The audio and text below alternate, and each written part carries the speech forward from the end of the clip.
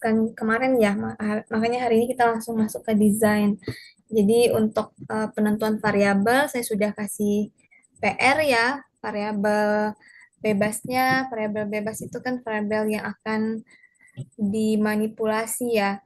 Kemudian variabel terikatnya itu yang nanti akan kita observasi atau kita ukur perubahannya hasil dari eksperimen itu sendiri. Kemudian ada hipotesis nantinya ya, dari judul teman-teman itu bisa dibuat hipotesis juga. Kemudian setelah kita buat hipotesis, hipotesis itu yang kita uji nantinya ya dalam eksperimen. Nah, untuk menguji hipotesis itu kita harus tentukan dulu nih desain eksperimen yang seperti apa yang akan kita lakukan teman-teman. Ciri-ciri ciri utama dari penelitian eksperimen itu tentu adanya eksperimen ya, adanya perlakuan atau manipulasi yang sengaja, yang diberikan secara sengaja oleh si peneliti itu. Nah, ini juga sudah disinggung di minggu lalu. Kemudian persoalan pokok penelitian itu adalah kejadian atau fenomena yang akan terjadi akibat adanya perlakuan yang diberikan atau manipulasi oleh si peneliti kepada si subjek penelitian. Nah, ini untuk ciri-cirinya kita review sedikit ya. Sebenarnya ini sudah dijelaskan di minggu lalu. Nah, prinsip dasar dari eksperimen itu sendiri adalah untuk menguji hubungan sebab akibat ya. Jadi kan kalau eksperimen itu kita meneliti sebab akibatnya ya, tidak seperti penelitian non eksperimen itu kan bisa mengkonfirmasi ya atau bisa mengembangkan penelitian. Nah, kalau eksperimen ini kan kita menguji gitu ya sebab akibat efek dari perlakuan yang diberikan pada suatu eksperimen. Nah, ini dilakukan secara tertutup, nah, tidak ada pengaruh dari sistem lain. Kemudian eksperimen ini juga identik dengan adanya perlakuan itu pada kelompok uji ya. Biasanya dia identik dengan dua kelompok. Walaupun pada kenyataannya itu nanti ada penjelasan di slide berikutnya ada yang tidak dua kelompok, jadi satu kelompok saja. Nah, umumnya itu dia identik dengan dua kelompok. Ada kelompok kontrol, kemudian ada kelompok ujinya atau kelompok eksperimennya. Nah, kelompok uji ini inilah yang diberikan perlakuan, yang diberikan eksperimen. Dan umumnya berarti kebanyakan biasanya orang melakukan eksperimen itu dia menggunakan dua kelompok. Kelompok kontrol ada kelompok ujinya atau kelompok eksperimen. Nah, sementara kelompok kontrol ini dia tidak dilakukan apa-apa, tidak diberikan eksperimen. Nah, jadi untuk membandingkan hasil keduanya ini ada beda apa enggak gitu ya. Nah, ketika diberikan suatu perlakuan, hasilnya seperti apa, kemudian ketika tidak diberikan perlakuan, hasilnya seperti apa. Nah, itu biasanya dibandingkan. Nah, semisalnya hasil dari suatu perlakuan itu lebih bagus hasilnya. Misalnya mau menguji tentang pengaruh kemarin itu contohnya apa ya? Menggunakan media flashcard terhadap peningkatan memori misalnya. Nah, ketika diberikan apa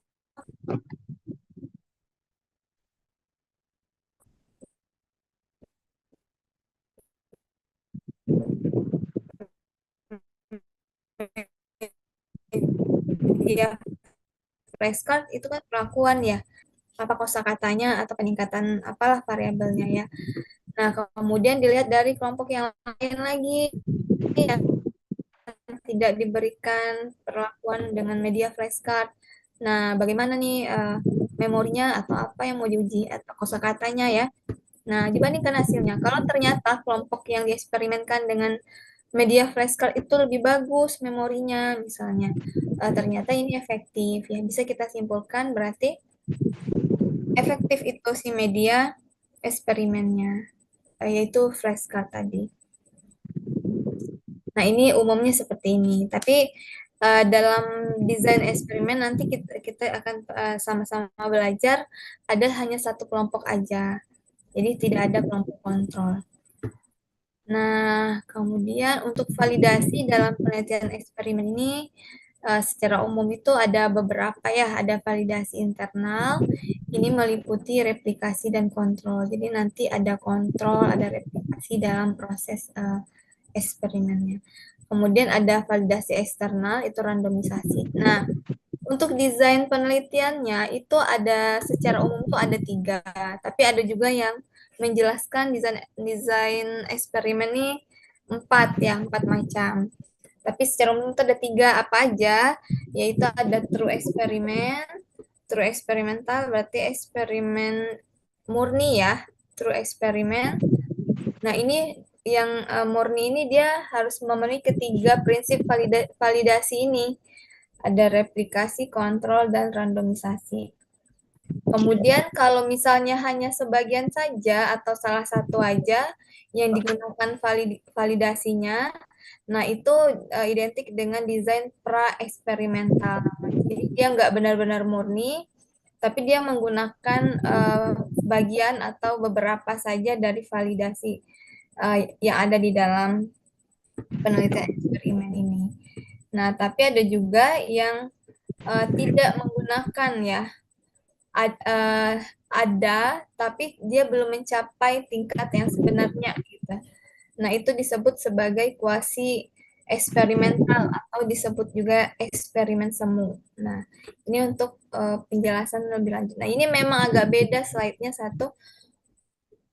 Ini saya kopas dari salah satu PowerPoint yang saya baca tadi ya dari hasil literatur saya juga. Jadi ini untuk memudahkan teman-teman membedakan. Jadi saya kopas saja nih satu slide ini ke sini. Nah, ini untuk membedakan. Tapi ya, biar bisa ngelihatnya itu lebih mudah perbedaannya. Nah, ini membedakannya tiga nih. Ada faktorial apa? Ada yang ketiga faktorial design. Nah, kalau pada materi yang saya temukan ini, faktorial design ini masuknya eh, ke mana ya? Ke pre-eksperimental kalau nggak salah. Coba kita lihat di masuk ke true eksperimen ya. Ke eksperimen murni. Nah, masuknya faktorial ini. Jadi secara umum ada tiga, tapi ada teori yang membedakannya juga secara jadi empat. Oke, kita bahas satu-satu teman-teman. Jadi kira-kira nanti riset teman-teman yang mana yang cocoknya. Nggak apa-apa yang sederhana aja ya, karena ini kan tugas kuliah aja sebenarnya. Jadi teman-teman boleh nanti pilih desain yang sederhana saja gitu ya. Yang nggak terlalu rumit nggak apa-apa. Yang penting tahu aja gitu ya jenis-jenis dari desainnya. Nah, kita mulai dari yang pertama itu ada eh, tipe yang pra-eksperimental dulu ya. Itu ada tiga macamnya, ada one shoot case study, ada one group pretest post-test design, ada statistik group comparison. Kita bahas dulu, eh, ini secara umum ya saya teman-teman bisa lihat ada true eksperimental terdiri dari 5 macam desain, kemudian kuasi eksperimen ini ada berapa ini? Ada 4 ya, ada 4 macam desain. Nah, kita bahas satu-satu. Yang pra-eksperimental dulu, yang one shoot case study. Namanya juga case study. Kalau studi kasus ini kan biasanya satu orang ya, atau nggak banyak lah biasanya ya. Bisa dua, bisa tiga sih kalau dalam kualitatif ya. Nah, ini di sini tuh maksudnya one shot case study itu ini hanya ada satu kelompok aja, satu kelompok eksperimen. Nah, bisa juga satu orang ini untuk one shot case study ini. Jadi tidak ada pengukuran. Oh, ini anggaplah ini istilah untuk pengukuran ya, teman-teman. P ini anggaplah sebuah perlakuan. Jadi di dalam model yang one shoot case study ini itu satu kelompok atau satu orang itu diberikan perlakuan, kemudian diukur hasil dari eksperimennya atau perlakuan yang diberikan. Nah, ini contohnya, satu kelompok tikus obes diberi ekstrak jati Belanda selama 1 minggu, kemudian diukur berat badannya. Nah, ini nggak ada kontrol uh, dari eksperimen yang dilakukan, sehingga nanti ini kan mengukur kan berat badannya ya, apakah dia ada penurunan atau enggak. Nah, obesitas nih dia, gendut gitu ya, tikusnya diberikan ekstrak jati Belanda. Nah, setelah 1 minggu itu dia berat badannya turun apa enggak, diukur lah. Nah, tapi ini nggak ada kontrolnya apakah memang dia turun berat badannya itu gara-gara jati Belanda ini atau gara-gara memang gizi makanan yang buruk. Nah, jadi sebenarnya untuk one shoot case study ini kurang bagus ya, makanya dia masuk ke pra eksperimental. Nah, kalau yang paling bagus itu kan tadi yang true eksperimental ya, yang eksperimen murni. Nah, kalau kita cek ke belakang lagi. Nah, jadi kalau yang pra eksperimental ini kan ada validasinya, tapi dia dia nggak memenuhi semuanya, nggak ada kontrol, nggak ada randomisasi, nggak ada replikasi ya. Gitu. Nah, balik ke sini. Nah, kalau contoh di psikologi gimana contohnya? Misalnya teman-teman mau anggaplah kayak penelitian yang tadi ya, yang kartu apa flashcard itu. Jadi tidak ada pengukuran dulu di awal, misalnya kan mau meningkatkan kosakata pada anak dengan media kartu flashcard contohnya. Nah, anaknya 1 orang aja nih contohnya ya. Langsung diberikan perlakuan, langsung diberikan pengenalan flashcard, kemudian dihitung kosakatanya setelah diperkenalkan. Jadi tidak ada pengukuran pretest atau post-testnya. Jadi hanya apa namanya perlakuan kemudian pengukuran. Oh, itu apa ya bukan singkatan ya. Tapi apa ya simbol untuk pengukuran gitu. Maksudnya oh itu pengukuran. Observasi. Nah, kalau di sini kan observasi, P itu perlakuan. Nah, jadi diukur kemudian dihitung bagaimana perubahannya. Nah, kan kita nggak bisa tahu ya apakah anak itu kosakatanya meningkat benar-benar kan dia sudah mengenal dalam media flashcard atau jangan-jangan sebelumnya tuh dia udah tahu gitu ya kosakata yang kita ujikan. Jadi nggak ada pengukuran 2 kali di sini. Diberi perlakuan kemudian diukur. Nah, jadi ini sebenarnya kurang bagus ya untuk mengukur hasil eksperimen untuk one shoot case study. Nah, kemudian ada desain kedua ini one group pretest post-test design. Nah, namanya juga ada pretest, post-test. Berarti dia ada pengukuran 2 kali ya, teman-teman. Ini seperti ini rumusnya lah kalau kita gambarkan ya. O1, PO2. Maksudnya dikasih pengukuran dulu sebelum diberi perlakuan, itu diuji dulu, diukur dulu ya. Tapi dia hanya satu grup, one group, namanya juga one group ya. Nah, berarti dia nggak ada kelompok kontrol nih, dia hanya ada kelompok eksperimen. Nah, dia hanya ada satu kelompok saja. Cara perlakuannya itu pertama diukur dulu. Kalau misalnya tadi contohnya pada flashcard itu dihitung dulu nih berapa kosakata yang dia tahu dari anggaplah 20 flashcard ya. Berapa kosakata yang dia tahu dari 20 kata yang ada di flashcard.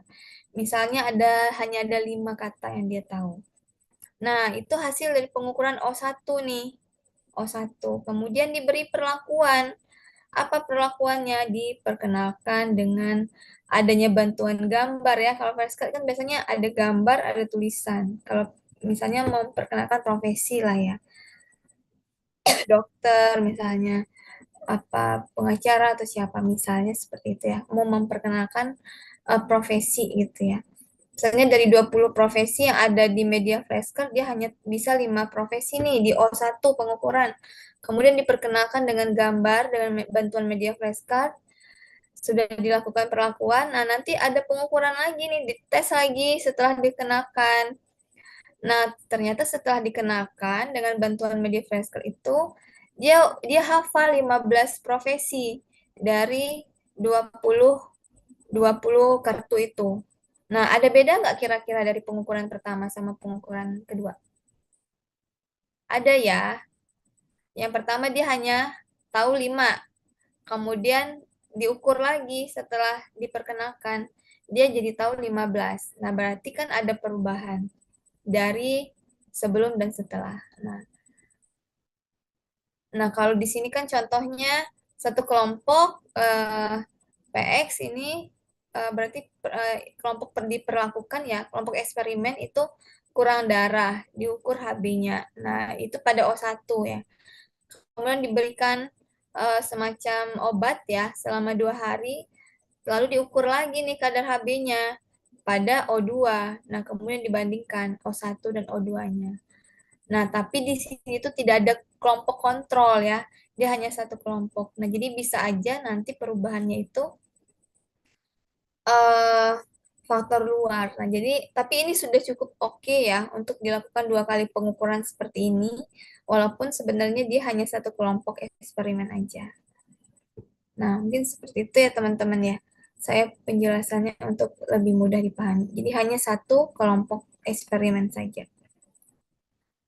Kemudian ada model yang ketiga lagi, itu ada statistic group comparison. Nah, itu modelnya seperti ini. Ada dua kelompok ya. Ada kelompok yang diberikan P atau perlakuan. Kemudian satu kelompoknya lagi tuh kelompok kontrol. Kelompok yang nggak diapa-apain ya teman-teman. Em, Contoh lainnya ya. Contoh lainnya misalnya saya mau meneliti mahasiswa psikologi UTN. Nah, ini kan kelas pada mata kuliah eksperimen. Nah, kelas 7B, semester 7B, itu saya jadikan kelompok eksperimen. Nah, apa eksperimen yang saya lakukan? Itu saya menggunakan metode apa ya? Metode ceramah untuk melihat hasil belajar teman-teman. Nah, sementara eh, bukan metode ceramah. Saya berikan tugas lah ya, yang 7B ini perlakuannya itu saya berikan tugas. Anggaplah eksperimen itu diberikan tugas. Tugas riset gitu ya pada penelitian eksperimen. Nah, berarti ada P-nya, ada perlakuannya. Nah, saya nggak ada ngukur dulu nih di awal gimana hasil belajar teman-teman.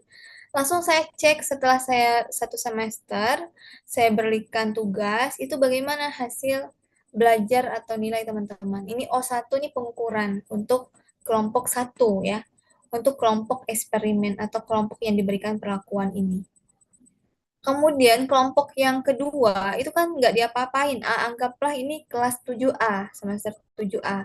Itu saya nggak kasih tugas, nggak saya berikan eksperimen. Lalu saya cek nilai nilai UASnya misalnya ternyata semester 7B malah bagus-bagus nih hasil ujian UASnya karena saya sering kasih tugas misalnya.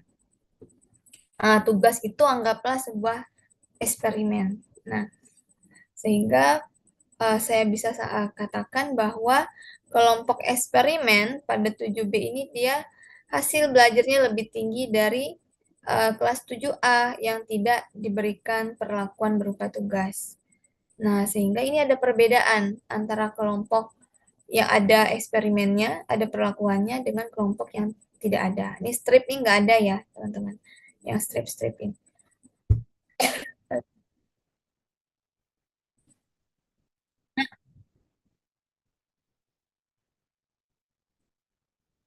Ya,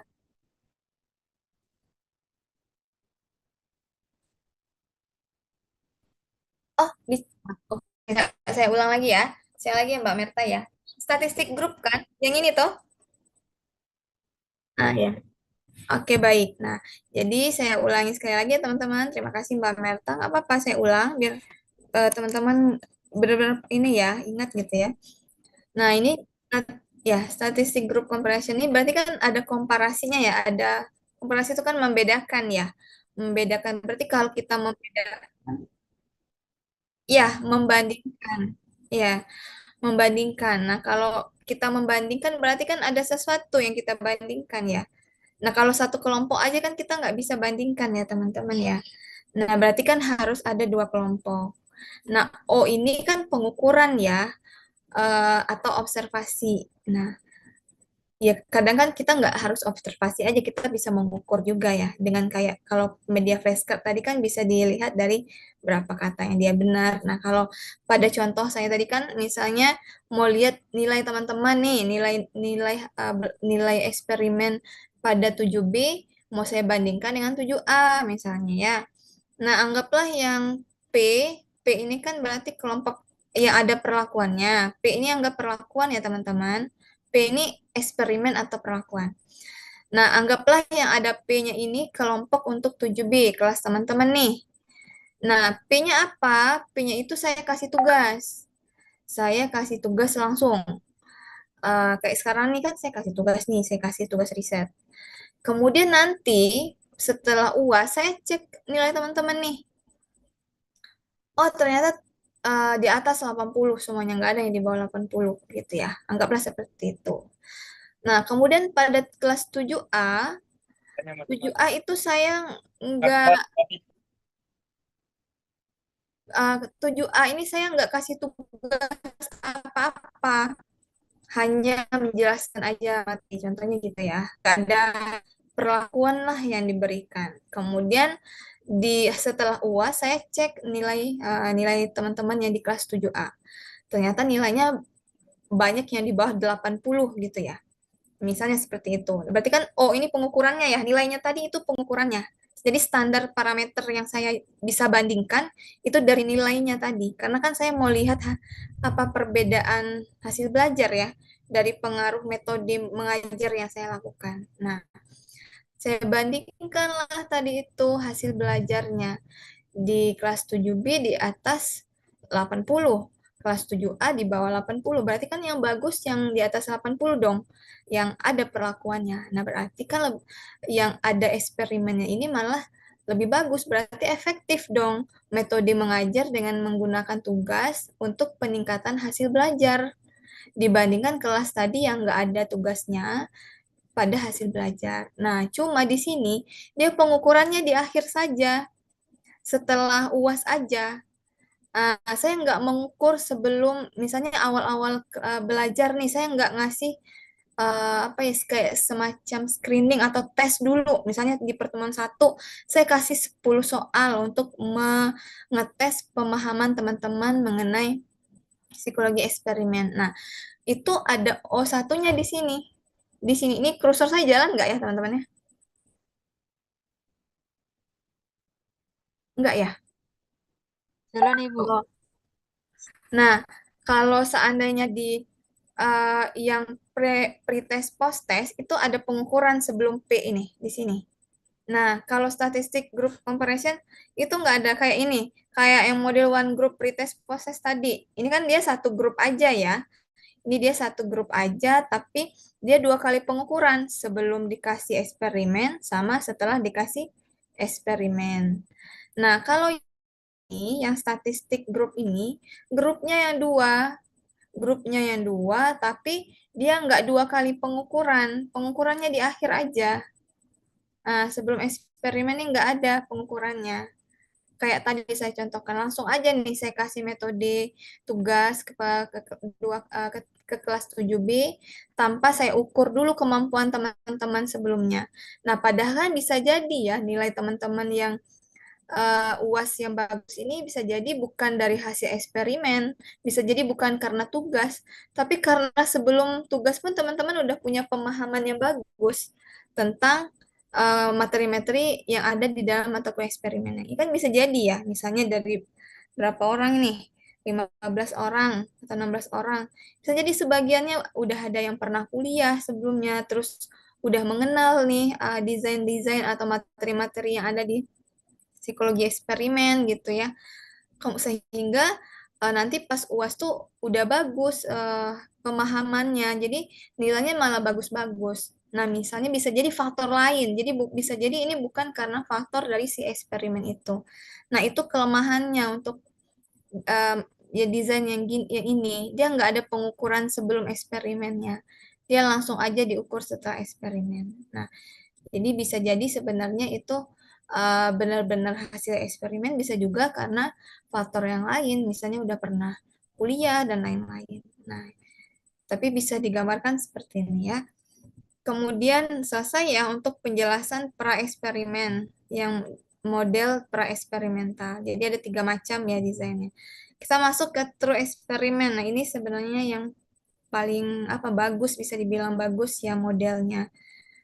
Nah, yang pertama tuh ada desain pretest, post-test, control group design. Nah, berarti tuh kalau ada pretest, post-test, berarti tesnya tuh ada yang di pre, ada yang di post.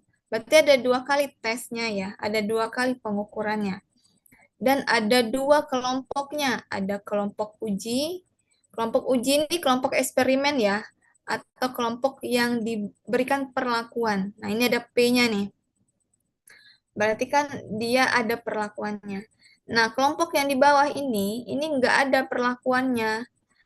Hanya untuk mengontrol saja. Mengontrol itu membandingkan gitu ya nanti. Melihat hasil akhirnya seperti apa. Jadi dia ada dua kelompok dan ada dua kali pengukuran sebelum diberikan perlakuan dan setelah diberikan perlakuan. Kelompok kontrol juga dua kali pengukurannya sebelum sama berbarengan dengan ini ya, dengan kelompok uji ini. Kemudian nanti setelah diberikan perlakuan pada kelompok uji, dia juga diukur lagi. Nah, jadi ada O1, O2, O3 sama O4 ini untuk kelompok kontrol. Nah, ini kalau contohnya di sini memang agak medis ya. Misalnya di sini dua kelompok penderita tekanan darah tinggi yang identik, eh, artinya yang sama ya, tekanan darah tinggi, sama-sama punya punya masalah tekanan darah lah ya. Terus diukur tekanan darahnya, O1 sama O3 ini diukur dulu. Kemudian yang kelompok eksperimennya ini dikasih jus buah timun gitu ya. Sementara kelompok kontrolnya dia hanya air putih aja gitu ya. Nah, ini diberikan selama 1 minggu. Nah, kemudian setelah seminggu itu dilihat bedanya. Kelompok yang uji ini gimana hasilnya tekanan darahnya. Kelompok yang kontrol ini gimana. Nah, ini tidak hanya untuk dua kelompok aja sebenarnya untuk pretest, post-test, control group design ini. Dia bisa ada banyak kelompok nanti. Misalnya kelompok ujinya bisa ada 3 gitu, kemudian dibandingkan dengan kontrol. Nah, makanya nih di sini bisa dikembangkan dengan banyak perlakuan seperti ini contohnya. Nah, ini bisa dibandingkan nanti nih, ini. Jadi ini ada 3. Nah, jadi bisa lebih banyak bisa satu juga kayak gini, ya. Hanya dua aja. Satu kelompok eksperimen, satu kelompok kontrol. Ini 3 kelompok eksperimennya, kemudian satu kelompok kontrol. Nah, kalau di dalam psikologi gimana nih? Misalnya, um, saya mau lihat pengaruh terapi, contohnya ya, pengaruh terapi relaksasi terhadap penurunan kecemasan pada klien, contohnya. Anggaplah klien ini SMA pada anak remaja gitu ya. Jadi pengaruh terapi relaksasi pada penurunan kecemasan remaja. Nah, tentu sebelum saya berikan terapinya, relaksasi itu, kan relaksasi itu perlakuannya ya, teman-teman ya. Nah, saya ukur dulu kecemasan nih di O1. Oh, kecemasannya berapa gitu, tinggi. Nah, ini ada 2 orang, anggaplah ada 2 orang ya. Ini nggak dua kelompok, anggap aja lah 2 orang. Nah, satu orang ini dia kecemasannya tuh harus sama kelompok uji sama kelompok kontrol ini harus sama kriterianya ya. Jangan sampai kelompok eksperimen itu dia punya kecemasan yang tarafnya tinggi, sementara kelompok kontrol kecemasannya sedang. Nah, itu nggak boleh ya teman-teman. Ya dia lebih baik itu harus identik. Jadi jenis dari subjek yang ada di kelompok uji sama jenis yang ada di kelompok kontrol itu sama kriterianya, sifatnya. Nah, kalau misalnya kecemasannya tinggi di kelompok eksperimen tadi, di kelompok kontrol tuh juga harus tinggi kecemasannya. Nah, misalnya kalau usianya di kelompok eksperimen itu remaja, di kelompok kontrol juga harus remaja, nggak boleh dewasa atau anak-anak gitu. Jadi harus sama gitu jenisnya. Nah, dengan kriteria yang sama ini, dia berikan perlakuan yang berbeda. Kelompok eksperimen dikasih nih ya teknik relaksasi tadi. Sementara kelompok kontrolnya nggak diapa-apain, misalnya dinasehatin aja lah gitu ya, dikonseling aja. Nah, ini dikasih suatu perlakuan kayak terapi relaksasi. Nah, setelah 1 bulan misalnya ya, 4 kali sesi misalnya 1 bulan, dilihat hasilnya. cek lagi kecemasannya. Oh, subjek yang satu ini, atau kelompok yang satu ini dia ternyata ada penurunan kecemasan nih dari skor yang sebelum ini diukur dengan setelah perlakuan diukur ada penurunan skor ya. Jadinya kecemasannya lebih menurun dari efek relaksasi tadi. Nah, kelompok kontrol dilihat gitu ya. Ada nggak penurunan? Nah, bisa jadi ada, bisa aja enggak. Nah, kalau misalnya nggak ada, berarti kan ada perbedaan. Ada perbedaan kelompok eksperimen sama kelompok kontrol. Idealnya gitu ya. Idealnya ada perbedaan. Tapi kalau semisal hasilnya tuh nggak ada beda, si kelompok eksperimen ini masih aja tinggi ya kecemasannya ya, sama kelompok kontrol juga masih tinggi gitu ya. Nah, bisa dicek nanti apakah eksperimennya ada yang salah dalam pemberiannya atau memang teknik relaksasi ini benar-benar nggak efektif. Nah, itu bisa disimpulkan di akhir riset nanti. Misalnya nggak ada perubahan ya skor ya, berarti ini bisa kita simpulkan nggak efektif untuk menurunkan kecemasan. Nah, tapi kan kita berhipotesis itu kan ada dasarnya dulu ya dari teori misalnya. Nah, sehingga kita udah ada dugaan sementara nih, harusnya ini efektif, tapi kalau di hasilnya nggak efektif, kenapa kok bisa gitu ya?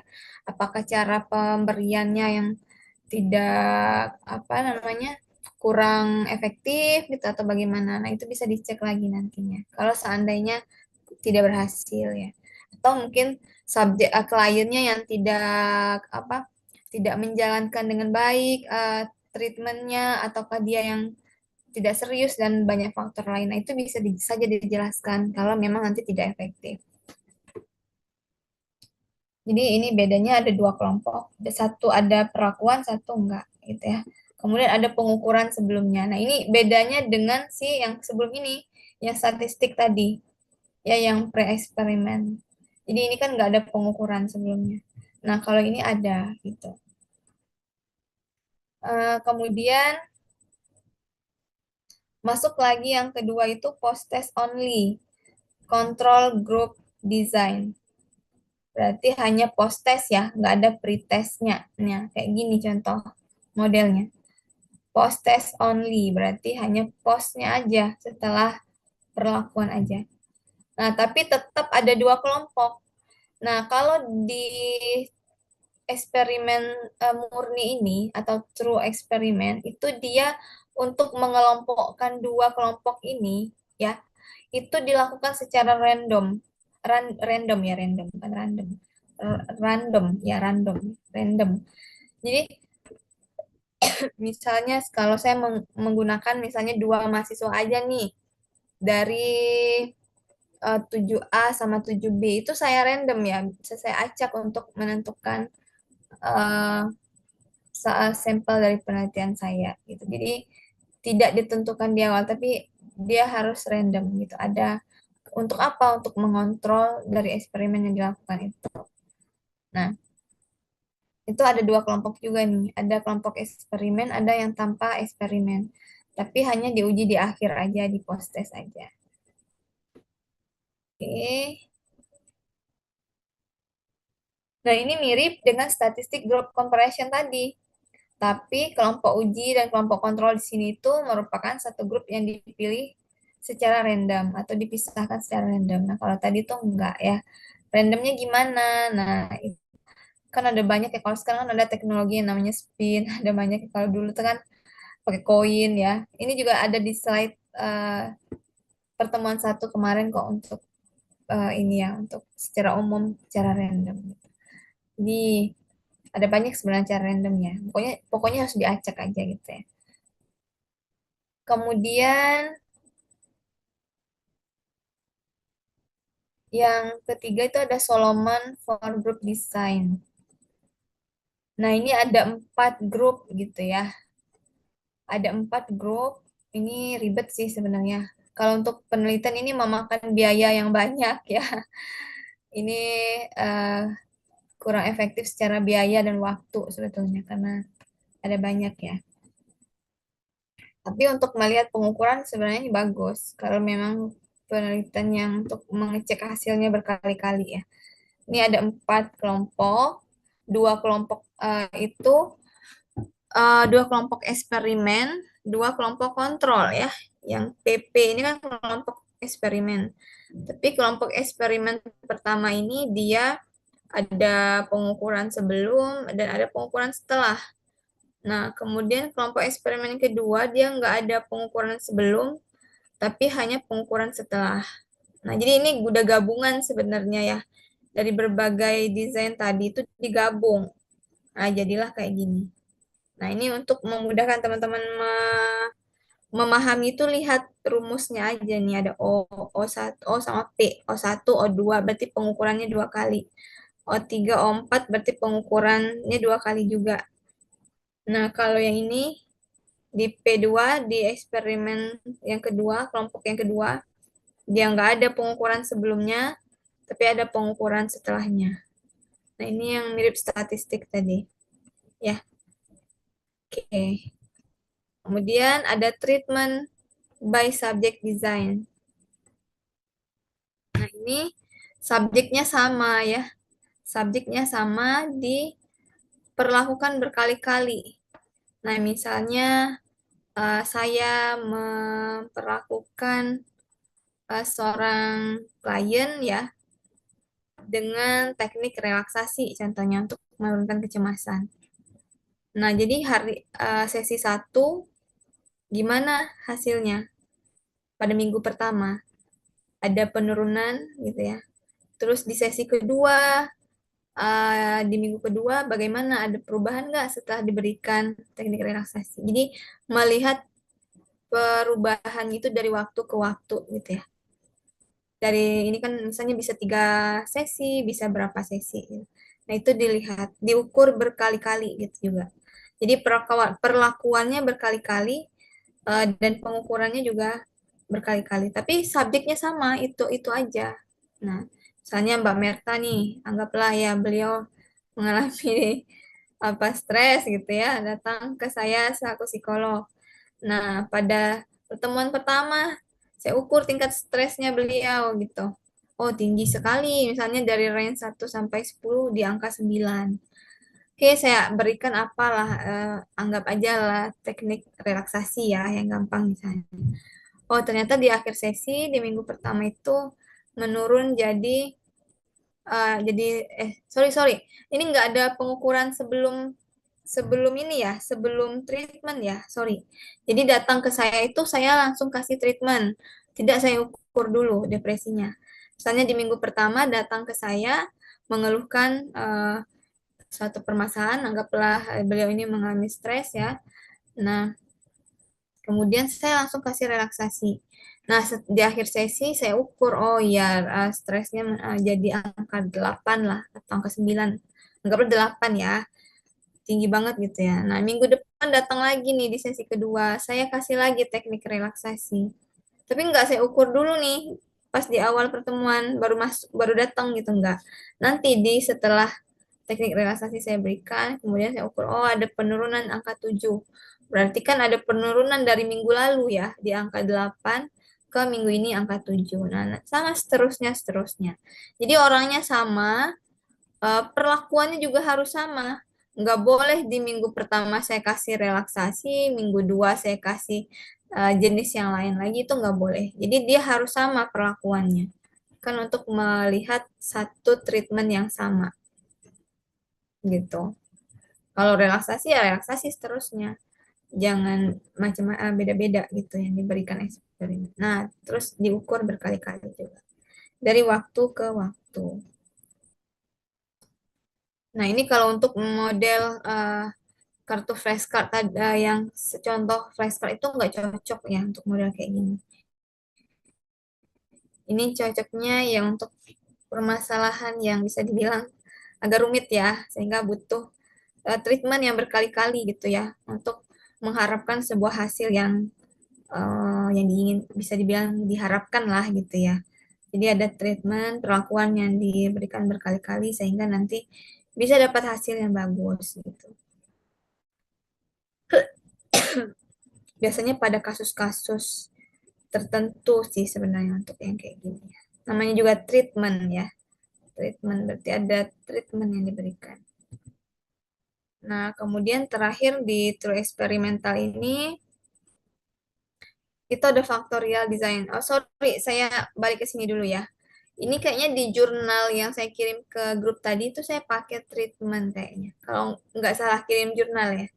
Jadi itu salah satu jurnal hasil kasus yang pernah saya tangani ya. Jadi saya buat semacam sebuah artikel gitu ya. Kalau nggak salah ya, itu kayaknya yang kasus anak-anak kalau nggak salah yang dia anak berkebutuhan khusus, yang dia tunarungu. Nah, saya berikan beberapa kali perlakuan untuk meningkatkan kemampuan motoriknya. Tapi saya bedakan motorik kasar dan motorik halus di situ. Nah, apa ya yang saya berikan perlakuan? Ada di jurnal itu saya juga lupa ya, saking banyak ya. Nah, jadi itu saya lakukan berkali-kali di beberapa sesi sehingga itu ada perubahannya nanti ya untuk meningkatkan motoriknya. Nah, jadi ini yang jenisnya yang treatment by design, by subject design. Kemudian yang factorial design ya. Kalau factorial design ini ada dua perlakuan yang diberikan sekaligus ya. Namanya faktor ya. Faktor satu, faktor dua. T disimbolkan dengan T. Nah, sorry, T ini obat tidur nih dianggap T ya. Ini untuk contoh lain ya. Nah, nanti ada dua perlakuan, bisa P1, P2 ya. Kemudian dari dua perlakuan yang diberikan sekaligus itu ada nggak perubahan? Misalnya, ini juga apa ya untuk biasa juga di penelitian regresi kadang-kadang ini ya, menggunakan ANAVA ini. Anarek ya, bukan regresi, anarek ya. Anarek dua arah. Nah, ini jadi ini factorial design, ini misalnya terapi relaksasi, pengaruh relaksasi dan eh, restrukturisasi kognitif. Nah, anggaplah kayak gitu ya. Ada dua yang diberikan untuk menurunkan apa gitu ya pada siapa. Nah, itu contoh lain lagi apa ya? Misalnya saya memberikan eksperimen pada kelas 7B ini pengaruh metode belajar, diskusi, dan tugas untuk meningkatkan prestasi belajar. Nah, jadi ada dua perlakuan yang diberikan ya. Gitu. Ada enggak perubahan pada variabel terikat ya yang akan berubah gitu ya, akan ditingkatkan. Nah, kemudian ada eksperimen semu atau kuasi eksperimen. Ini yang terakhir ya dari desain ini ada 4 macam ya. Ada non-randomized control group pretest post-test design. Ini yang kita bahas pertama ya. Nah, ini namanya juga non-randomized. Jadi berarti nggak ada randomisasi. Jadi udah ditentukan aja gitu ya dua kelompok ini. Jadi nggak di random. Misalnya saya mau pakai 7B, 7A itu bisa saya tentukan aja. Tidak saya random. Nah, atau semuanya saya pakai gitu ya. 7B semuanya, 7A semuanya. Nah, ini ada sama sebenarnya ya. Hanya yang membedakan ini di random apa enggaknya. Dengan si uh, eksperimen murni tadi.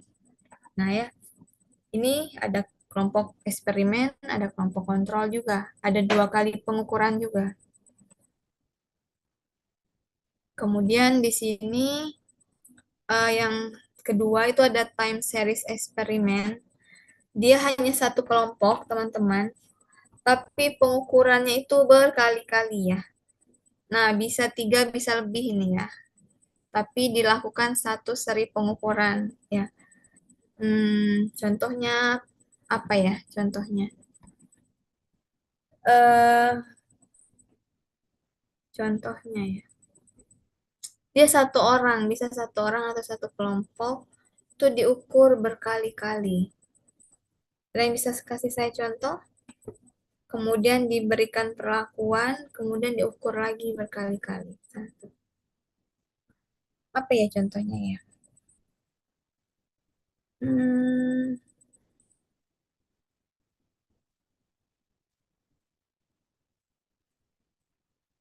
anggaplah misalnya, em, tapi ini nggak boleh dilakukan seperti ini ya. Misalnya teman-teman mau melakukan penelitian kayak yang anggaplah si kartu flashcard tadi ya.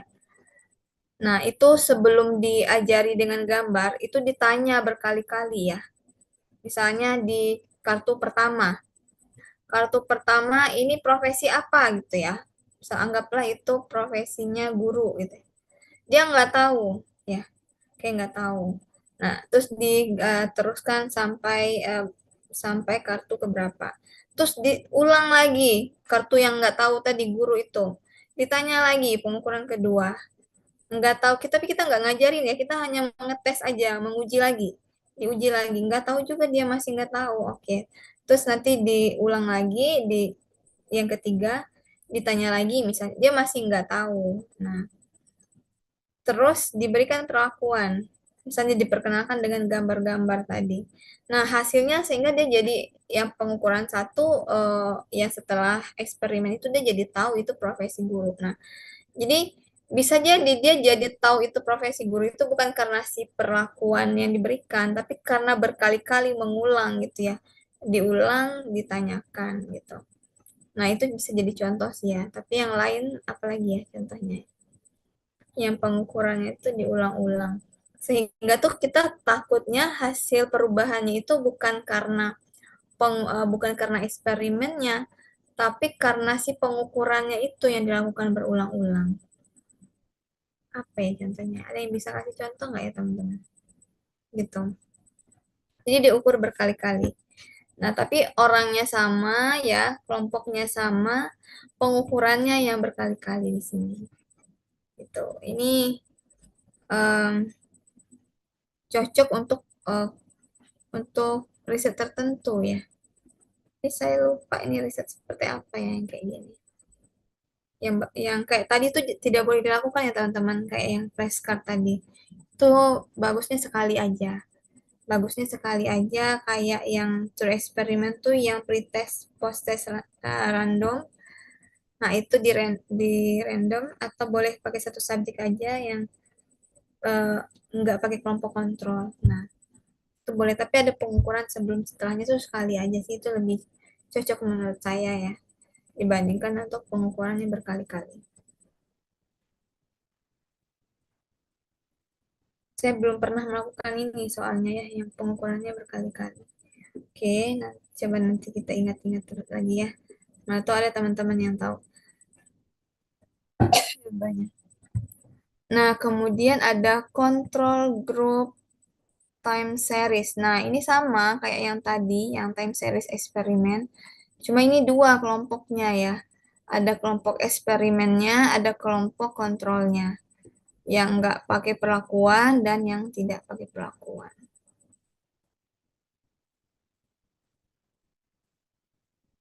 Oke, terakhir teman-teman ini equivalent time sample design. Nah, ini ada beberapa kelompok ya. Ada beberapa kelompok, tapi perlakuannya itu beda. Nah, kelompok satu P1, kemudian P2 diukur. Ya, diukur hasilnya seperti apa. Nah, ini enggak ada pengukuran sebelum perlakuannya. Oke, tapi diukur juga dua kali di sini ya, teman-teman. Perlakuan satu diukur sama pengukuran tingkat. Pengukuran yang perlakuan dua ini, pengukuran dua sama pengukuran empat. Jadi ada ada empat kelompok di sini ya. Nah, ada empat kelompok, dua perlakuan yang sama, dua lagi perlakuan yang satu lagi ya. Nah, pengukurannya itu setelah eksperimen. Oke, jadi untuk desainnya kira-kira seperti itu. Nah, teman-teman, sekarang udah jam 8 ya. Kita malam ini sampai 8.30 karena tadi kan saya telat setengah jam ya, teman-teman. Mungkin setengah jam ini saya bisa gunakan waktu untuk mentutor atau membimbing teman-teman di sini yang udah tahu kira-kira akan meriset apa. Jadi kalau salah bisa saya luruskan gitu ya teman-teman. Nah, mungkin udah ada gambaran nanti akan meriset apa. Minggu depan itu kita akan membahas tentang teknik pengambilan datanya.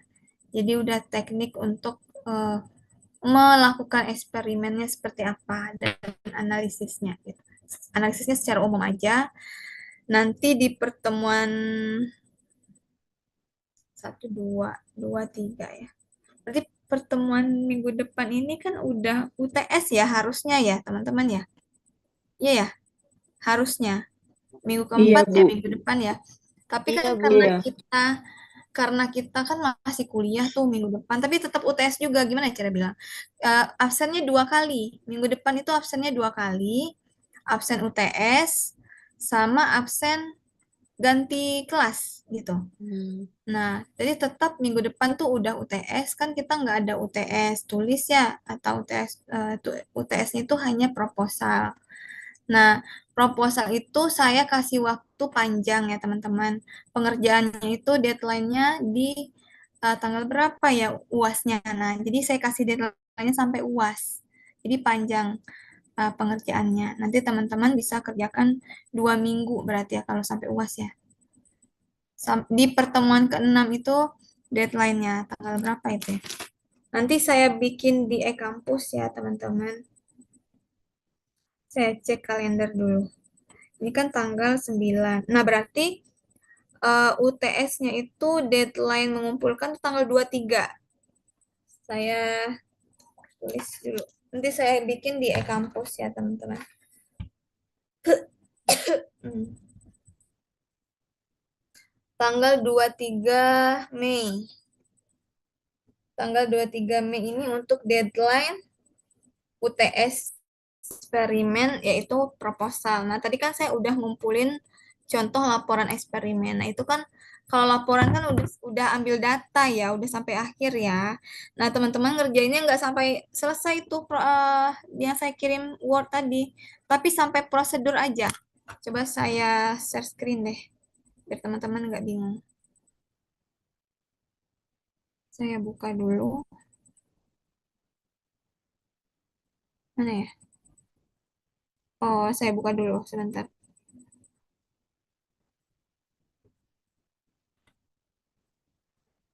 Tadi saya tuh lupa gitu. Baru tadi saya ingat belum mengirimkan apa contoh laporan sama artikel. Baru ingat tadi sebelum kelas. Nah, makanya baru saya kirim tadi. Materi untuk kemarin udah saya kirim, materi malam ini juga sudah saya kirim. Oke, saya izin share screen.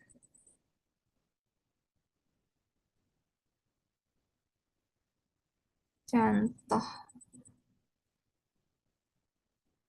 Nah, udah kelihatan teman-teman? Oh ya. Bentar. Oke, nah ini nanti diganti proposal ya teman-teman. Ini kan saya pakai laporan yang udah ada aja ya waktu dulu. Nah, ini proposal diganti, bukan laporan lagi ya. Karena kalau laporan tuh udah selesai eksperimennya. Nah, ini diganti proposal. Nah, ini nama teman-teman. Ini juga diganti. Logonya logo UTN ya teman-teman. Terus ini nama teman-teman sama nih. Nah, ini nama dosen ya. Ini dulu saya masih jadi asisten. Nah, ini nama dosennya. Terus ini disesuaikan untuk covernya. Nah, ini langsung aja ke judul. Nanti judul teman-teman apa ya. Kemudian latar belakangnya seperti apa. Ini perlu diteliti ya. Ini nggak banyak kok dijelaskan. Tujuannya apa, manfaatnya apa.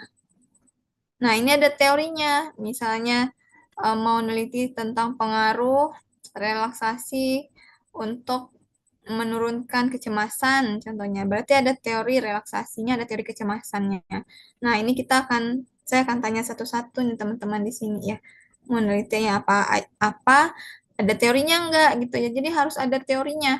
Jangan sampai enggak ada teori ya teman-teman. Ini tadi judulnya apa ya? Ntar saya cek dulu.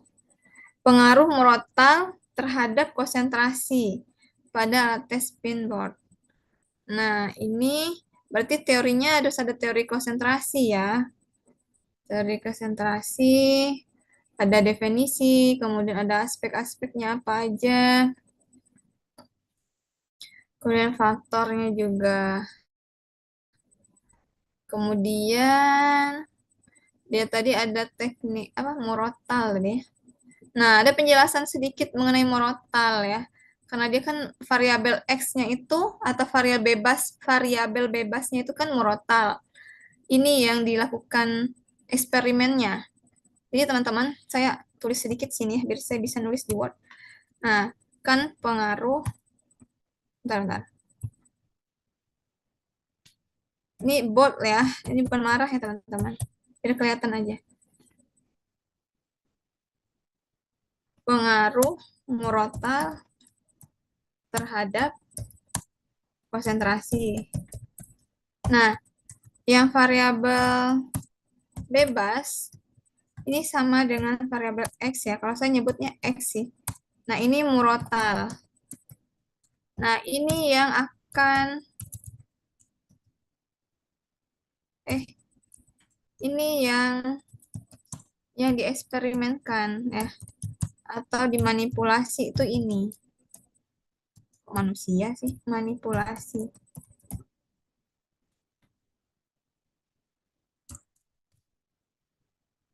Oh, ini dia ya. Nah, ini yang dimanipulasi. Nah, sementara yang variabel terikat atau tergantung, ada yang bilang tergantung ya. Saya kadang nyebutnya variabel Y juga sih. Nah, ini kan konsentrasi. Nah, ini yang diukur, teman-teman. Yang diukur perubahannya. Nah, dia berhasil atau tidak eksperimennya itu yang kita cek, kita ukur itu adalah variabel terikatnya. Makanya hari ini kan teman-teman harusnya udah ada ya penentuan variabel bebasnya apa, variabel terikatnya apa, biar bisa saya arahkan nih ke depannya tuh penelitiannya seperti apa. Gitu. Jadi ini ya yang harus ditentukan di awal. Nah, ini harus ada teorinya nih, variabel X sama variabel Y-nya nih, variabel bebas sama variabel terikat, ini harus ada teorinya. Nah, kalau nggak ada teorinya, berarti itu sesuatu yang nggak bisa diukur dan tidak bisa dimanipulasi gitu. Nih, ya. Ini untuk dinamikanya. Dinamika itu bagaimana hubungan keduanya bisa mempengaruhi. Nah, ini bisa kita rujuk dari penelitian terdahulu ya, yang udah berhasil. Nah, itu dijelaskan di sini. Untuk dinamika. Nanti boleh bertanya kok kalau ada kebingungan mengenai ini ya untuk proposal. Kan panjang ya waktu saya berikan waktu untuk mengerjakan ini sampai puas. Nah, ini ada metodenya ya, identifikasi variabel, kemudian definisi teoritis ini dari si yang punya teori maksudnya, definisi teoritis. Kemudian ini dijelaskan subjeknya berapa, metode pengumpulan datanya gimana. Nah, metode pengumpulan data kita akan belajar di pertemuan minggu depan ya, pertemuan ketiga di UTS kita pakai untuk pertemuan ketiga juga. Nah, itu nanti saya akan bahas materinya tentang pengumpulan data dan teknik analisisnya. Nah, desainnya hari ini kita udah bahas pakai apa ya. Dia pakai statistik group nih tadi. Jadi eksperimen eksperimen apa ini? Eksperimen semu ya. Pra eksperimen dulu. Pra eksperimen ya. Yang pra eksperimen. Oke. Oke, kemudian metode analisis data, hipotesis, penelitian, ya, ini dasarnya dari teori. Nah, sampai ini aja teman-teman, sampai prosedur, sampai sini. Prosedurnya kan udah kemarin ya. Ikutinya aja nggak apa-apa, sampai sini aja. Ini nggak saya kasih warna tadi soalnya. Teman-teman ingat aja ya. Nah, ini nggak usah. Ini kan belum dilakukan eksperimennya. Dari yang ini analisis data dan seterusnya nggak usah. Jadi hanya sampai di sini aja. Proposal ya. Namanya juga proposal. Sampai prosedur aja. Oke. Ada pertanyaan ya? Nggak ada. Itu yang untuk UTS-nya ya Bu ya, yang sampai Ya, prosedur itu. untuk UTS. Ya, untuk UTS, Bu. Mbak, sorry. Mbak. Berarti Gitu. kalau untuk Dan UASnya itu nanti setelah kita dapat data ya Bu. ya, untuk UASnya kan udah penelitian ya, udah ada datanya, udah dianalisis datanya. Nah, itu bentuknya seperti ini, mana tadi ya. Itu tidak melanjutkan laporan sih, tapi udah disingkat dalam bentuk artikel ya. Saya buka dulu artikel saya mana tadi. Oh, ya, Ibu mau nanya sambil nanya boleh ya Bu ya? Boleh, boleh, boleh. Iya. Ini kan misal kita kan ke subjeknya satu nih, berarti kita tuh masuknya ke yang pra ya Bu, yang one shot case tadi itu ya Ya, Bu. yang itu. Terus kalau kita lakukan Bisa juga pretest yang sebagai lain. Maaf, Mas, saya potong. Bisa juga yang apa? Yang mana bentar? Saya cek. Saya sebenarnya juga nggak terlalu hafal ya ini maksudnya. nggak misal yang satu subjek aja gitu loh Bu. Maksudnya kan karena terkendala waktu kita satu, berarti kita maksudnya kan yang one shot itu ya, atau Ya, semisal ada pretest postas itu juga masuknya ke yang one itu ya enggak subjek. Tapi one ini case kan itu grup ya. Enggak pretest kalau dan postas yang satu orang boleh Bu. kalau yang one shoot case tadi tadi itu kan nggak ada perlakuan sebelum nggak ada pengukuran dulu ya sebelum eksperimen ya. Nah, boleh pakai yang one group walaupun orangnya satu orang aja nggak apa-apa. Boleh ya Bu ya. Ya harusnya sih ada grupnya ya. Tapi kalau orangnya satu orang, kita juga lakukan pengukuran sebelumnya, itu lebih bagus. Tapi itu bukan one group sih sebenarnya namanya. Sebentar, saya cek lagi. Grup ini Kalau ya semisal grup. gini Bu, ketiga orang gitu, dua atau tiga orang, Iya, nanti kan kita pretest nih, iya, pretest, terus nanti di perlakuan terus ke postes itu bisa ya. Maksudnya dua atau tiga orang itu sama-sama anak, misal usianya 18, yang 9 tahun itu masih masuk kriteria ya Bu ya. Kalau seandainya apa dulu nih kasusnya contohnya yang mau dirubah. Kali ini nih Bu, kayak play terapi, jadi untuk mengukur Hmm. peningkatan konsentrasi, misal ke anak Oh, ADHD misal, misal gitu. oke. Ya. Konsentrasi pada anak ADHD ya. Oke. Nah, kriteria ADHD-nya ini harus sama tarafnya walaupun beda umurnya. Misalnya Iya. ADHD-nya pada taraf yang sedang, contohnya jangan sampai yang satunya sedang, satunya ringan, satunya tinggi. Oh, iya. Jadi sama. Kan soalnya ini Sedang kasus. semua gitu ya Bu. Iya. Nah, kecuali untuk kasus lain apa ya contohnya yang dipengaruhi oleh umur misalnya berarti umur itu harus kita eh, kontrol berarti kan kalau variabelnya itu dipengaruhi umur. Oh iya, misalnya nih anaknya itu satu kelas Bu, misal Misalnya kelas 3 untuk gitu. meningkatkan perkembangan contohnya perkembangan Iya, apa. itu umurnya kan ada yang 8, ada Hmm. yang 9. Nah, kita ambil dua atau tiga orang gitu masih Hmm. bisa ya Bu ya. Masih bisa kalau usianya kan nggak Masih terlalu satu jauh kelas ya. gitu loh, satu Iya kelas masih. tapi dengan tingkat identik tadi. Iya, bisa nggak apa-apa. Ibu mau neliti apa rencananya? Nah, ini bingung punya kan cari subjek dulu. Yang pertama itu kalau Iya, nggak yang ke satu orang itu yang repetisi itu Bu, repetisi iya, hmm, murojaah, maksudnya repetisi untuk hafalan. iya, Satu lagi mungkin ke anak yang konsentrasi ke anak ADHD itu. Tapi kan harus cari dulu ya Bu, bisa nggak gitu. iya. Maksudnya Anak ADHD-nya harus subjeknya dicari dapat, dari dulu. Ada boleh nggak kan? iya. Iya, Dan harus sudah apa ya? Kalau mau bilang ADHD berarti harus udah ada diagnosanya gitu ya. iya Jangan sampai itu kita sendiri yang. dipinjam, maksudnya kita ke sekolah khusus Hmm. Oh, ABK iya gitu boleh. Bu. Iya, Hmm, itu kan boleh, sudah boleh. diagnosisnya misal sudah ada gitu, pasti sudah ada, makanya dia di situ terus ada kriterianya gitu, sudah tinggal kita melakukan perlakuan Iya, gitu. itu boleh boleh banget. Tapi itu Boleh. susah nggak kira-kira? Iya, yang Ya, dibikinnya sederhana aja sih Bu, bisa iya, untuk konsentrasi dia bisa kasih kelereng pakai sendok gitu mm-mm. toh Iya untuk boleh boleh. pretesnya nanti Mm-mm. terus kayak Postasnya kasih juga harus sama. ya, Pretest sama postes harus sama ya Bu iya ya. nanti Kalau prosesnya setelah kelereng kelereng perlakuan, juga. iya perlakuannya nanti apalah gitu, misal play terapi lah Bu bisa ke misal kayak engklek Iya bisa atau bisa engklek. Ada kok ini jurnalnya. iya yang atau yang apa itu Permainan yang menggunting juga bisa. gunting iya atau yang masukin Hmm. jar apa benang ke Apa namanya? Ya ada sama aku ini nama bentuknya okupasi gitu itu loh ya. Bu, okupasi terapi itu. Iya iya. Apa Iya, namanya itu ya? Meronce ya, meronce. ya meronce sama masukin. Iya, dia Nah, masukin benang tap- pakai jarum yang hmm, aman sih, terus iya. masukin gitu.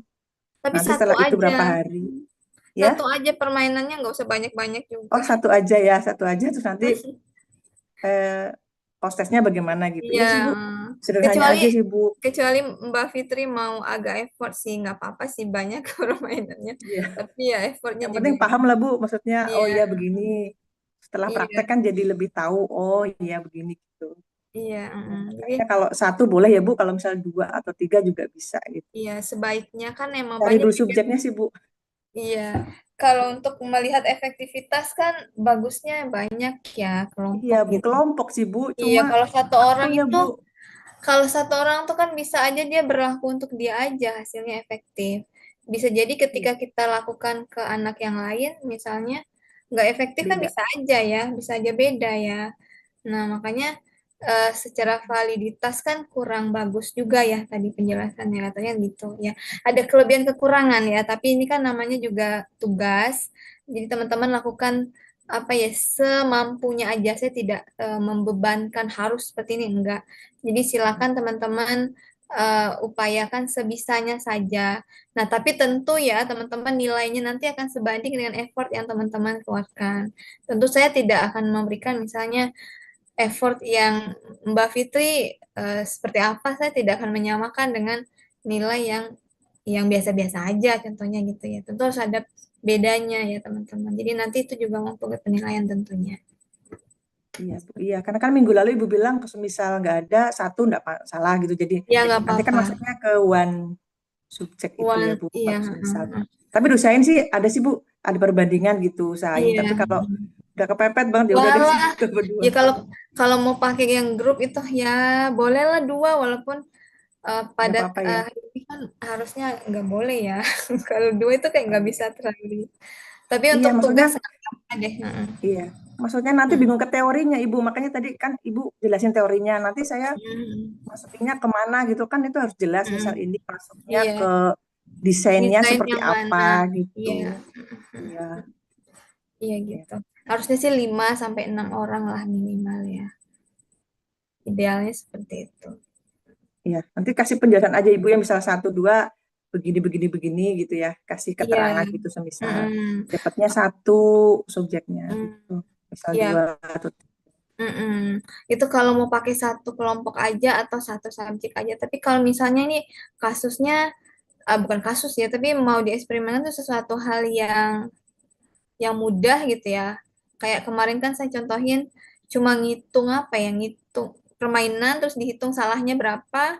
Oh, kemarin saya contohnya ini menyebutkan kembali angka ya, contohnya ya.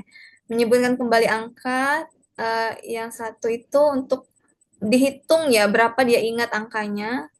Nah, kemudian dikasih perlakuan dengan kartu yang ada warna-warnanya, misalnya angkanya. Nah, itu eksperimennya tuh warna gitu ya, pemberian warna misalnya. Nah, itu kan cepet ya untuk menghitung lagi ya. Kayak bisa satu waktu. Nah, disuruh hitung lagi, dicobain lagi, maksudnya bukan dihitung lagi, dicobain lagi, disuruh ngingat lagi ini angka-angka yang ada di kartu. Nah, itu kayaknya bisa lebih banyak ininya, orang subjeknya bisa pada siswa SD aja. Misalnya, pengaruh pemberian warna eh, pada untuk meningkatkan daya ingat daya ingat angka. Gimana ya? Meningkatkan memori dalam mengingat angka misalnya ya. Nah, misalnya ada beberapa kartu, anggaplah 10 kartu ya berisi nomor HP lah, anggaplah nomor HP. Terus pertama dikasih waktu kartu satu itu dikasih waktu 10 detik misalnya ya untuk melihat, kemudian setelah itu diminta dia sebutkan. Nah, berapa yang salah nih dari deretan angka tadi? Dua misalnya ditulis salahnya. Nah, kemudian nanti dikasih dia waktu lagi, setelah itu dikasih waktu dia untuk melihat kembali ya, tapi kali ini dengan angka yang sama, tapi ada warna-warnanya angka-angkanya dan kartunya itu ada warna, jadi lebih menarik gitu ya. Nah, dibandingkan nih, terus diuji lagi dia bisa mengingat berapa gitu. Nah, beda nggak tadi kartu yang hanya hitam putih saja dengan kartu yang warna-warni nih angkanya gitu. Ada perbedaan nggak dia mengingat jumlah angka? Nah, itu kan sesuatu yang menurut saya kan gampang ya untuk dieksperimenkan. Itu kayaknya mudah juga lah nyari orangnya. Siswa SD datang ke sekolah juga bisa ya 5 orang, 5 orang. Nah, itu bisa. Jadi tergantung ininya Kelas gitu juga. ya, Bu. Tergantung yang dieksperimenkan tuh hal yang seperti apa. Kalau yang kayak ADHD tadi itu kan susah juga ya. Iya. Anak-anak yang seperti SLB itu. mungkin. Iya Iya, sih. untuk menertibkannya aja itu Ya, kita butuh betul. effort kan ya. Untuk membuat dia bisa melakukan play terapi itu pun kita butuh effort. Nah, jadi itu nggak apa-apa satu orang aja atau 2 orang. Ya, sesuai dengan inilah apa yang akan dirisetkan gitu. Nanti saya pasti akan I- mempertimbangkan itu. Itu Bu, sama satu lagi Bu, Ibu tadi bilang kan kalau yang non random itu berarti kita langsung kelompokin aja gitu ya. Misalnya satu Iya, kelas nih, kita iya, bagi dua, iya yang sebelah bagi kiri aja. ke kiri, sebelah kanan ke kanan. Itu yang tanpa Mm-mm. berarti nggak Tanpa diacak random, gitu ya Bu. nggak diacak. Oh, jadi kita yang nentuin ya. Kita yang nentuin atau gurunya Oh, nentuin juga boleh sih. oh iya. Tapi kalau di random Baik itu Bu. kan nanti semuanya di random ya umur segala Iya, macam terus di random. Ya itu butuh iya, waktu juga sih ya untuk nge-random-random kayak gitu. iya Bu. Mm-mm. Iya, Oke, itu aja baik ya. Bu. Ada pertanyaan lagi Ya, teman-teman yang makasih lain? Bu. Sama-sama Ibu. Mbak, ada pertanyaan lagi teman-teman yang lain? Ya Mbak,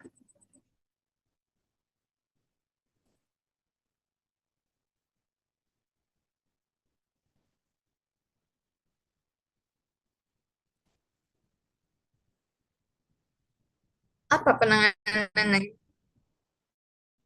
Eksperimennya apa? Ya,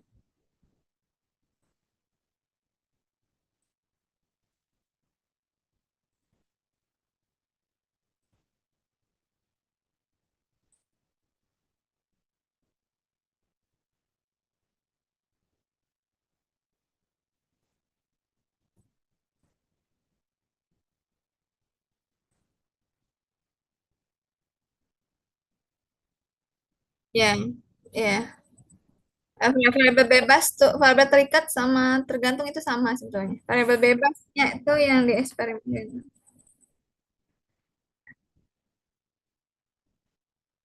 Iya, eksperimennya. Mm-mm. Variabel terikatnya itu yang kita ukur hasilnya. Mm-mm. Misalnya kan tadi mau pada korban bullying, berarti apanya tuh korban bullying apanya yang mau diukur?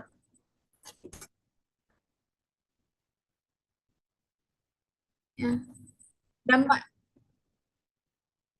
Oh, kalau kayak gitu cocoknya penelitian kualitatif. Berarti kan kita mau tahu apa aja dampaknya toh. Nah, kalau itu nggak bisa kita eksperimenkan. Nah, kalau untuk mengetahui hal yang seperti itu, berarti kan kita harus lakukan wawancara, observasi. Nah, itu kualitatif ya cocoknya penelitian. Nah, kalau eksperimen, misalnya Mbak Merta tentukan dulu nih kira-kira pada korban bullying ini dampaknya apa.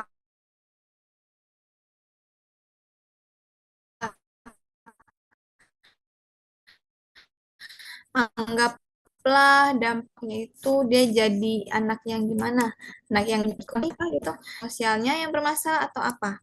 Jadi cari masalahnya dulu ya. Masalah dari dia sebagai korban bully itu apa yang mau dirubah. atau perilakunya membela diri. Tapi nggak ada teorinya ya. Ada nggak teori perilaku membela diri? Dia harus ada teorinya ya, Mbak. Misalnya, anggaplah kepercayaan diri ya. Biasanya kan kalau anak yang korban bully itu dia ada masalah ya. Umumnya anak yang korban bully itu ada masalah kepercayaan diri. Nah, anggaplah yang mau ditingkatkan itu kepercayaan diri. Nah, apa nih eksperimen yang mau dilakukan untuk meningkatkan kepercayaan diri? Nah, kalau ceritanya tentang kepercayaan diri ini harus punya skala nih untuk mengukur kepercayaan dirinya. Nah, harus ada yang untuk mengukurnya kan ada skala kepercayaan diri. Nggak apa-apa sih, bisa nanti dicari di internet yang ada aja. Ini kan untuk latihan aja ya, skala yang ada aja. Kalaupun nanti nggak ketemu skalanya, ya bisa ditentukan aja lah perilaku apa yang mau dirubah, yang menunjukkan kepercayaan dirinya. Anggaplah, eh, apa ya, contoh perilaku kepercayaan diri, misalnya udah berani bertanya di depan kelas. Nah, itu skornya nanti kira-kira berapa. Nanti ditentukan aja beberapa item gitu untuk dibuat sendiri skalanya. Tapi sebaiknya sih ada skalanya ya, ada skala kepercayaan diri gitu. Biar kita bisa ngukurnya secara objektif gitu ya untuk tingkat kepercayaan dirinya. Nah, itu kalau mau dilihat kepercayaan dirinya. Nah, tapi kalau enggak apanya gitu ya pada korban bully gitu.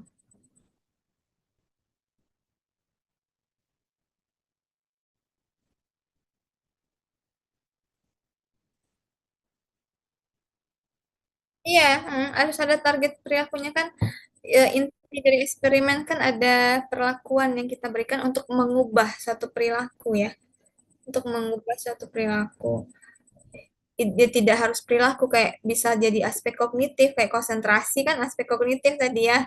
Kayak bisa dari misalnya untuk tahu konsentrasinya dia dicek nih dengan angka berapa dia benar angkanya. Kan bisa dihitung ya antara pretest dan posttestnya atau hasil perlakuan yang diberikan. Jadi ukurannya itu kuantitatif, ada angka yang bisa dihasilkan. Nah, kalau pada korban bully, apanya yang bisa dihitung nanti hasil dari perlakuan yang diberikan. Nah, jadi target perilakunya apa dulu? Kalau yang kayak konsentrasi kan target perilakunya mengingat angka gitu ya. Dicontohkan yang itu. Nah, ini apa? Kalau enggak ya dari skala aja. Kalau misalnya mau lihat kepercayaan dirinya yang bermasalah nih pada anak korban bully, ya pakai skala kepercayaan diri aja. Itu kan biasanya banyak sih seliweran di internet ya, skala-skala yang kayak gitu. Pakai aja, nanti kan kita tetap cantumkan nama siapa yang punya skala itu. Kemudian perlakuannya apa gitu. Itu jadi variabel variabel terikatnya ya yang diukur.